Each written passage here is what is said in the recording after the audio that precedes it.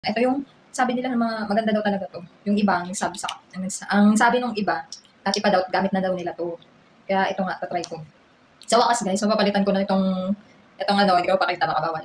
Papalitan ko na rin sa wakas 'tong lip tint na 'to kasi tingnan niyo naman, sabihin ko pala na makalat siya. Tingnan niyo, nakalata na naman kaagad yung kamay ko. Pangit ka-bonding yan eh. Tapos lagi na lang siyang nalalaglag, tapos kumakalat na kakaasa. Tapos ang hirap niya i-blend, kaya hindi ko siya bets. Pero syempre, pinagtiyagaan ko.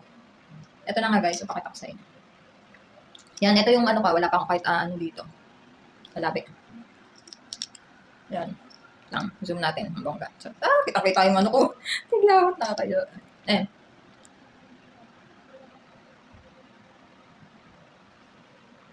Tingnan ko na sa ano. Ang buhay, Charis. Pa.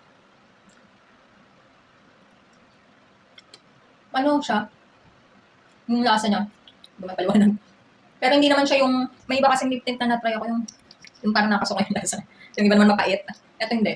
Tapos ang ganda niya, parang natural lang yung, ito nga yung sinasabi nila, parang natural lang nga daw yung kulay niya.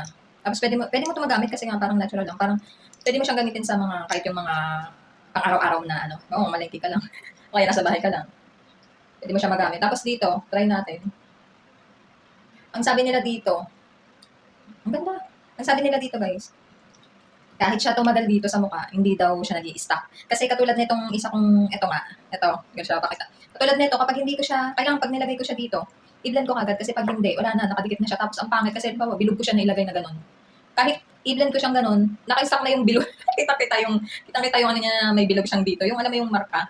Pero ito, sabi nila hindi daw. Try natin, ayan, nagsalita na ako nagsalita bago ko siya i-blend. I-try ko. Kung mabiblend pa rin siya.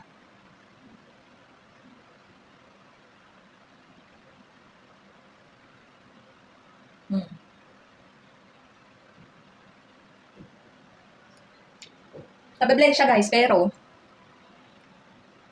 meron din siyang, ayun o, konting natiti. Hindi siya 100% na kahit makipagtsikahan ka na sinasabi ng iba. Na makipagtsikahan ka muna bago mo siya i-blend. Eh, hindi siya ang tawag doon, nagkakamarka. Sa akin nagkamarka eh. Pero, hindi naman siya masyadong halata. Hindi siya masyadong pangit tingnan. Ayun o, kasi ang gagawin mo lang naman dito, nagdagan natin. Kasi, yung pagkaano naman niya, pagka-pink niya, yung pagka-blush niya, hindi siya OA. Yung parang normal ano lang. Ayan. Blend natin. Ayan. Fairness naman, bilis niya mag-blend talaga.